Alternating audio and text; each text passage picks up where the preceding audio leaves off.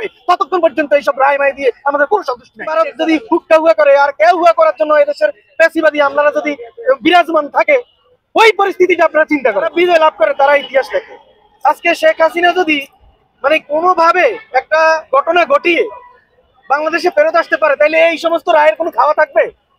আপনাদের কি মনে হয়? এখন কথা হচ্ছে যে তার সেই সুযোগটা আছে কিনা, ওটা আপনি দেখেন। 30 দিনে সে এসে মানে আপিল করবে কিনা, এই ধরনের হাস্যকর আপনি আত্মতৃপ্তিতে কেন ভুগতেছেন, এই কথা আমার মাথায় ঢুকতেছে না। যেখানে পুরো প্রশাসনে এখনো শেখ হাসিনার সমস্ত সেটআপ বিরাজমান। তাহলে এই সেটআপ যদি থাকে, এবং আপনি দেখেন এই দেশে একজনের বিরুদ্ধে একটা রায় দিয়েছে, আমাদের পার্শ্ববর্তী রাষ্ট্র এটা নিয়ে বিবৃতি বর্ণনা এই সেই কি একটা আলামত। তারা কি বসে আছে? বসে কিন্তু নাই।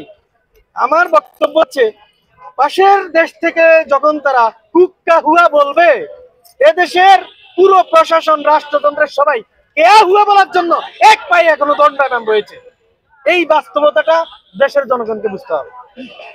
এইটা যদি না বুঝেন, তারা যে কাজটা করবে, তারা যেহেতু তারা রিসিভ করার জন্য রেডি।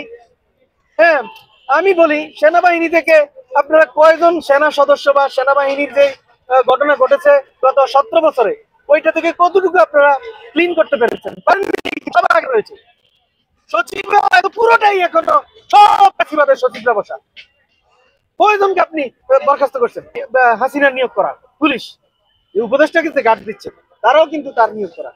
এখন পুরো দেশের সামগ্রিক সেটআপ এখন পর্যন্ত যেখানে শেখ হাসিনা, যখন কিনা তারা একটা পরিবেশ যদি কোনোভাবে তৈরি হয়, দেখেন রাজনৈতিক বিরোধ থাকবে, রাজনৈতিক বিতর্ক থাকবে, রাজনৈতিক সমস্যা থাকবে। এই সমস্যাটাকে কাজে লাগিয়ে আপনারা দেখছেন না, যারা পেশিবাদের বিরুদ্ধে ঐক্যবদ্ধ হয়ে যারা জুলাই আন্দোলন করছিল, তারা নিজেরা কোপাকুপি করছে। আপনারা দেখেন নাই? এই যে জামাত, বিএনপি, আবার এনসিপি, জিওপি, এই যে তারা কি মারামারি করতেছে না? এখন এই জিনিসটা যখন একটা চূড়ান্ত পর্যায়ে যাবে এবং আরো জটিল হয়ে যাবে, আউট অফ বিয়ন্ড হয়ে যাবে, তখন ওই পরিস্থিতিতে যখন ভারত যদি হুক্কা হুয়া করে আর কেউ হুয়া করার জন্য এদেশের পেশিবাদী আমলারা যদি বিরাজমান থাকে, ওই পরিস্থিতিটা আপনারা চিন্তা করেন। ওই রকম ঘটনা একটা ঘটে যদি আবার দেশটাকে সামহাউ তারা যদি একটা ক্যাসাল করে, তাদের কথিত আর একটা বিপ্লব তাদের কথিত যদি করে ফেলে, তাহলে এই সমস্ত রায়, এই সমস্ত মৃত্যুদণ্ড এটি কই যাবে আপনারা বলেন?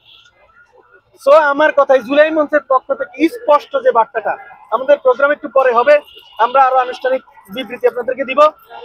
একটা কথা স্পষ্ট বলছি, যতক্ষণ পর্যন্ত বাংলাদেশের রাষ্ট্রযন্ত্র থেকে পেশিবাদী সেটআপ উৎখাত করা না হবে, ততক্ষণ পর্যন্ত এইসব রায় মাই দিয়ে আমাদের কোনো সন্তুষ্টি নাই। কারণ এই সমস্ত রায় মাই দিয়ে কিচ্ছু হবে না। যারা রাজপথে থেকে গুলি করে মানুষ খুন করেছে, তাদেরকে শপথে বহাল রেখে আপনারা শুধু সিম্বল অফ পাওয়ারকে একটা পাশে রায় দিবেন, এতে করে আমাদের দৃষ্টিভঙ্গি ঘুরিয়ে দিবেন। বাংলাদেশের ছাত্র জনতা আগের মতো এরকম বোকা নাই। তারা অত্যন্ত সচেতন, তারা সবকিছু বোঝে, হ্যাঁ, এবং তারা সবকিছু যথাযথভাবে বিশ্লেষণ করার ক্ষমতা রাখে। আমাদের কথা স্পষ্ট, এই সমস্ত রায় আপনি আমাদের প্রতিক্রিয়া জানতে চেয়েছেন, আমরা সন্তুষ্ট সেদিনই হব যখন প্রকৃতপক্ষে এই সমস্ত রায় কার্যকর করার মতো রাষ্ট্রযন্ত্রের সে সেটআপ আপনারা দিতে পারবেন।